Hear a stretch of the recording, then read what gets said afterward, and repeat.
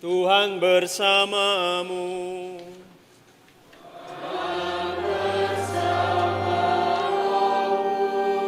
Inilah Injil suci menurut Matius.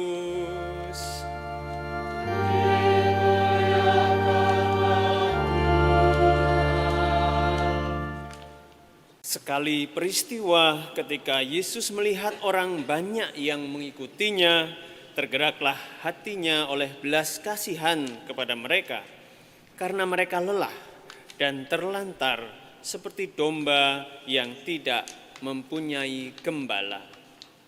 Lalu kata Yesus kepada murid-muridnya, "Tuaian memang banyak, tetapi pekerja sedikit. Karena itu, mintalah kepada Tuan yang empunya tuaian, supaya ia mengirimkan pekerja-pekerja untuk tuaian itu." Yesus memanggil ke-12 muridnya dan memberi kuasa kepada mereka untuk mengusir roh-roh jahat dan untuk menyembuhkan orang-orang dari segala penyakit dan kelemahan. Inilah nama ke-12 rasul itu. Pertama, Simon yang disebut Petrus dan Andreas saudaranya, Yakobus anak Zebedeus dan Yohanes saudaranya, Filipus dan Bartolomeus, Thomas dan Matius pemungut cukai, Yakobus anak Alfeus dan Tadius, Simon orang Zelot, dan Yudas Iskariot yang mengkhianati Yesus.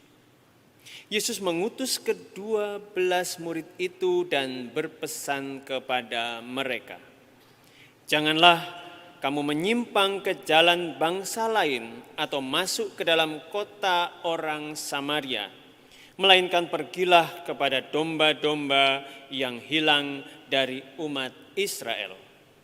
Pergilah dan beritakanlah, kerajaan surga sudah dekat. Sembuhkanlah orang sakit, bangkitkanlah orang mati, sembuhkanlah orang kusta, usirlah setan-setan. Kamu telah memperolehnya dengan cuma-cuma. Karena itu, berikanlah pula dengan cuma-cuma." Demikianlah sabda Tuhan.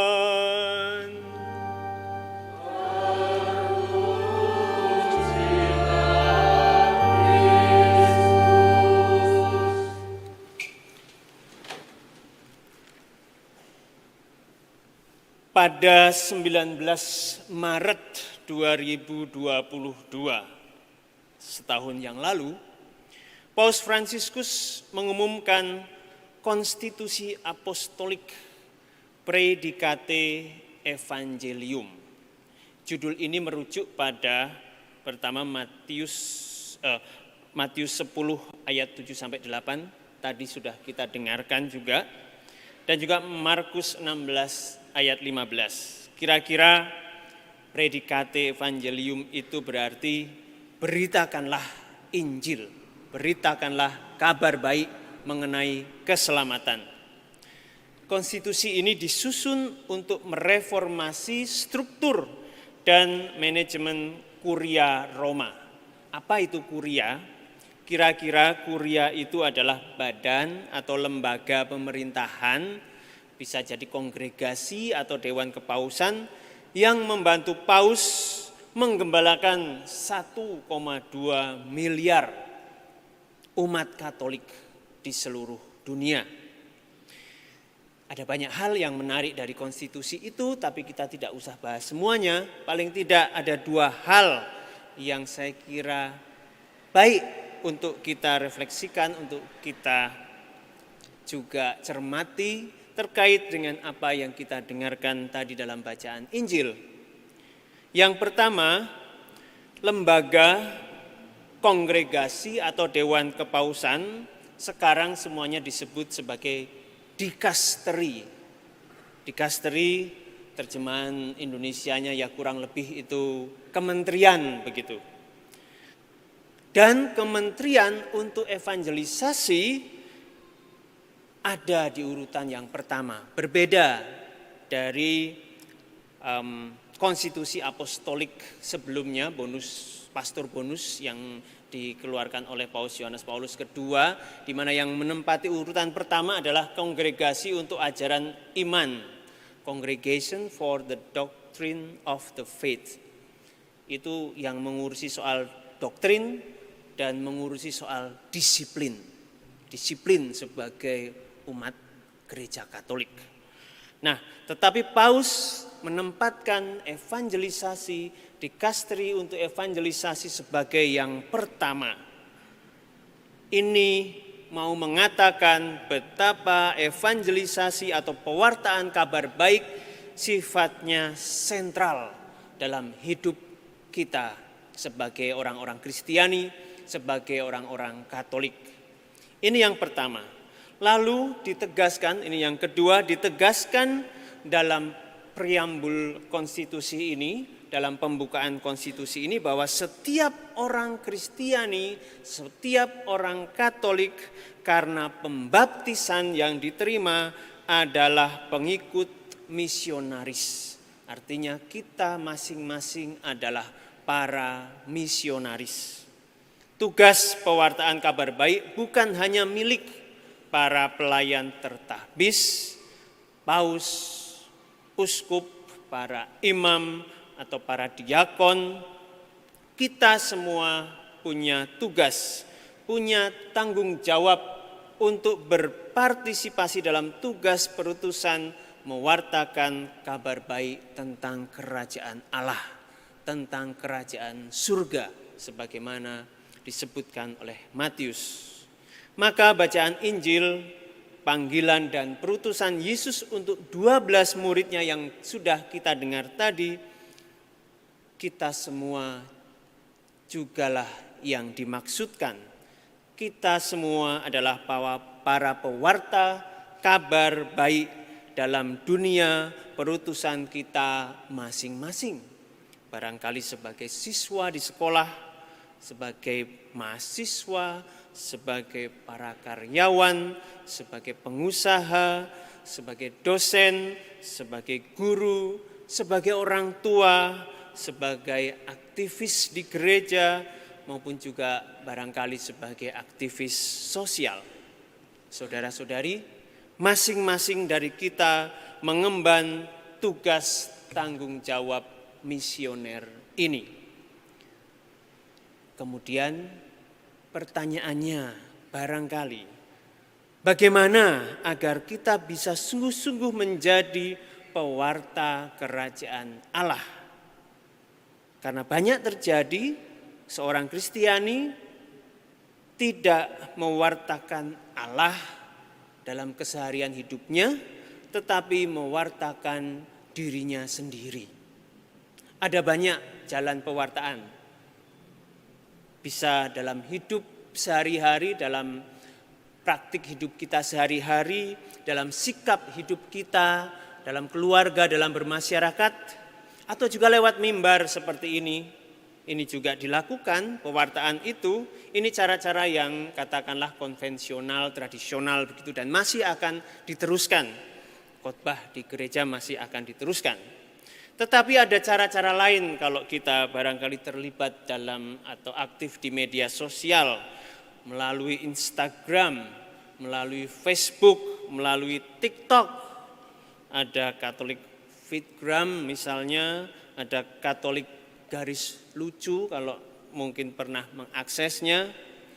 Dan Bapak Paus Fransiskus sangat memanfaatkan media sosial ini. Juga lewat TV, lewat film, lewat YouTube dan lain-lain. Sekali lagi tetapi pertanyaannya, bagaimana supaya kita sungguh-sungguh mewartakan kerajaan Allah dan bukan mewartakan diri kita sendiri.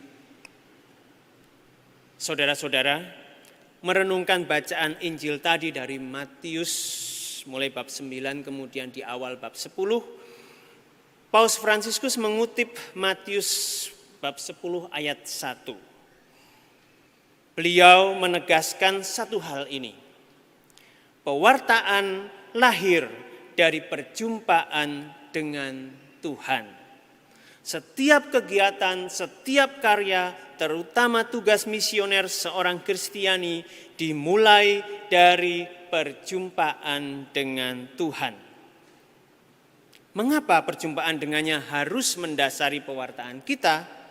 Karena dalam pewartaan kita memberi kesaksian, kita menjadi saksi-saksi tentang Dia. Bagaimana mau memberi kesaksian kalau kita tidak punya pengalaman bersama Tuhan? Siapa tidak bersama Dia tidak dapat berkata apa-apa tentang Dia, tetapi hanya berkata-kata tentang dirinya sendiri. Dalam terjemahan Indonesia tadi sudah kita perdengarkan, Yesus memanggil 12 muridnya. Dalam terjemahan harafiah sebenarnya ada tambahan. Yesus memanggil 12 muridnya kepadanya. Yesus memanggil murid-murid untuk datang kepadanya, untuk bersama-sama dengan Dia, untuk punya pengalaman bersama-sama Dia, dan baru kemudian mereka diutusnya. Jadi ada yang mendahului perutusan itu, yaitu bersama dengan Yesus sendiri. Paus Fransiskus mengatakan hal ini, dalam terjemahan Inggris dia mengatakan, "There is no going without staying." Kita tidak bisa pergi mewartakan Yesus tanpa tinggal dengannya. There is no going without staying. Maka saudara-saudari, marilah kita menyediakan waktu untuk Yesus dan untuk sabdanya, tidak hanya dalam rutinitas 1 jam setiap minggu di gereja Kota Baru. Barangkali ada yang memilih gereja Kota Baru karena hanya 1 jam saja selesai. Tidak saya dapati kalau saya memimpin di gereja lain, misalnya mazmurnya itu semua dinyanyikan. Ini tadi sangat ringkas, satu saja oleh siapa tadi? JJ ya, yang suaranya bagus itu. Nanti Bapak Ibu bisa membaca dan juga kembali untuk merenungkan ayat-ayat dari mazmur yang lain, karena tadi hanya dipilih satu saja, hemat. Ya, tetapi saya mau mengatakan, ya tidak cukup 1 jam di sini lalu kita lupa, lalu kita datang lagi di sini 1 minggu kemudian. Tidak. Marilah Bapak Ibu Saudara-saudari terkasih, setiap hari kita punya waktu, saya dan Anda, untuk bercakap-cakap dengan Tuhan, untuk membaca firman-Nya, untuk meluangkan waktu sejenak dengan Dia yang telah memanggil kita dan mengutus kita. Dari situ kita bisa menjadi pewarta-pewarta Tuhan yang sungguh handal.